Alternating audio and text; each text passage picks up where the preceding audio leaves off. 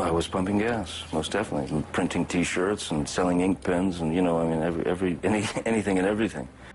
There was a guy who I worked with many years ago, and we were talking about success and money and all that stuff.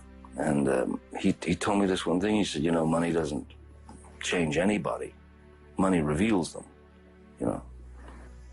Same thing with success, and I believe that, wholeheartedly. I'm still exactly the guy that used to pump gas, I'm still the guy that was a mechanic for a minute, I'm still, exactly. I just happen to have a weirder job at the moment. If we could celebrate every breath that we take, because nothing's a guarantee.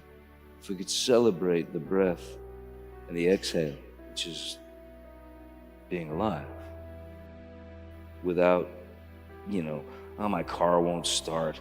There are things that are very, very important in life that we don't think about, And one of the most worrisome things that I went through for years is you're freaked out about your past. You're worried, you're scared to death of the future, but the now doesn't exist. And I think that's a grave mistake that we make. By the time you were 15, that you had lived in 20 different homes, is that true? My mom liked to move a lot. A lot. A lot? Yeah. One time we moved from one house to the house next door. So how do you adjust? How do you get to be, if you're going in a different school all the time? Well, it was kind of normal. We didn't know anything else, you know. So for us, it was kind of normal.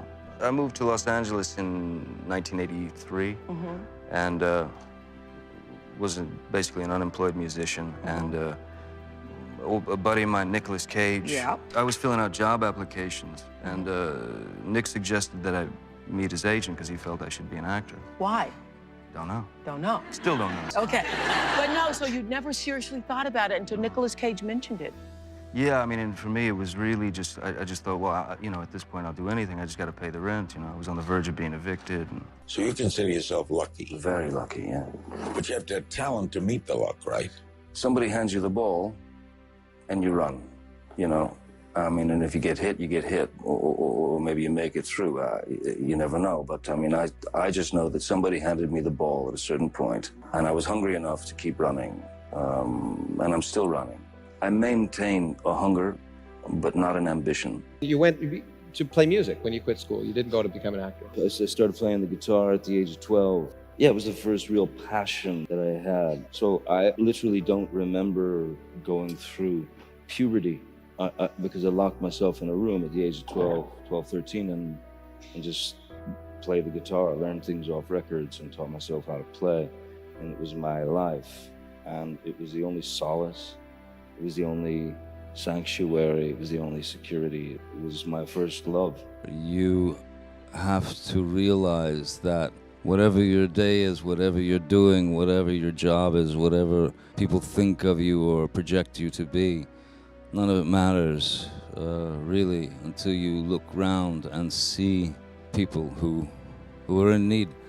And I think probably the best benefit of my job is to help to make people smile who otherwise wouldn't or couldn't have a smile on their face. So, yeah, that's my deal. To go into a place where, I mean, I spent time in Great Ormond Street, where it was, I was the parent when my daughter was ill, and it was, I mean, I've known darkness in my life, but that was the darkest period ever, I'd always kind of done these visits, but after that, the visits became more and more important because the kids, bless them, they're so strong, they're so courageous, but the parents are the ones who are slowly dying.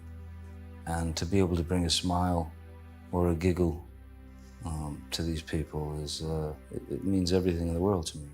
Do you look back and say, look, I did what I wanted to do. It's defining of me. There were other things that I probably should have done. Not from my perspective. I mean, from my point of view, I did the right things. Every film that I've done, I'm happy that I made that choice. I don't have any regrets whatsoever. Most people would say that if you wanted to be a leading man in a traditional way, it was yours there for the taking, and you didn't want that. I think any actor, given a certain amount of success or given a certain amount, somebody hands you the ball, you run with it. Any actor could do that, but it's not me. It wasn't me. I was on a television series for 3 or 4 years, about 4 seasons, and I was, without question, a product. Not my own product, I was somebody else's product. And they shoved me down the throats of America, and it was a very uncomfortable situation.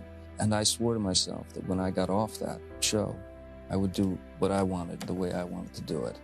And I stick to that. So, I mean, if I had to do leading man things just to continue to be an actor, continue to work, nah, I'd rather go back to pumping gas. What do you think when you look at those pictures? No, really. What do you think? No, it was a strange time because I'd become this product, and it made me very uncomfortable. Yeah, because I didn't. I mean, Being sort of labeled a heartthrob.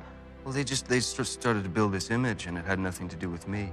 And no one should accept anything but the truth. To have to suffer the ignorance of someone lying to you for some type of gain. And You've never seen any of your films, ever? I tried to see one once because the director asked me to. I fell asleep 35 times. I feel the experience.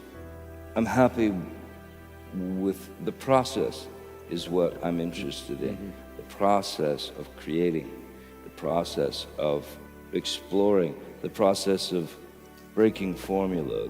Damaged characters are more interesting because that's what's great about the work.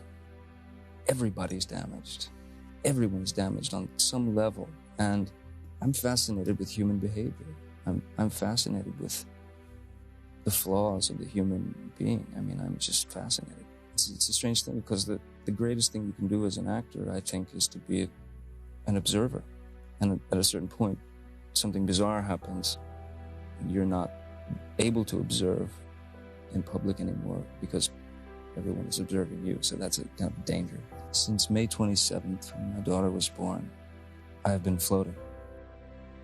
I smile constantly, which I never did before. And you never imagined you would have it this kind of... No, you can never.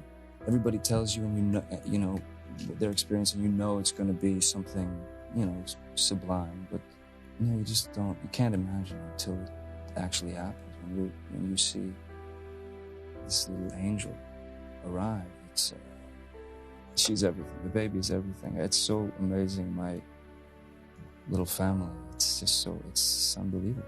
It's I don't know. It's the only thing that's ever happened. Really, the only thing. Everything else is smoke. What were you worried when you turned 50? No, it was like, it was just a wake up. It's another day, and everybody makes a deal about, the idea of, 50, half a century and stuff like that. It felt like 40 to me. It just felt like another decade, really, I mean, both grown-ups and kids love him so much. What is it about him, you think, that makes... Well, for one, I think he's a major talent. 2, he's awesomely good-looking. 3, he's not like most people we know.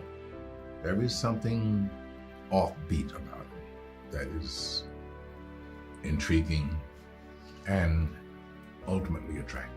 There's something magical about him. My kids call him Uncle Fun, and he is, when you are with him, you are pretty certain that nobody else is having as good a time as you are. I came here for you, the people,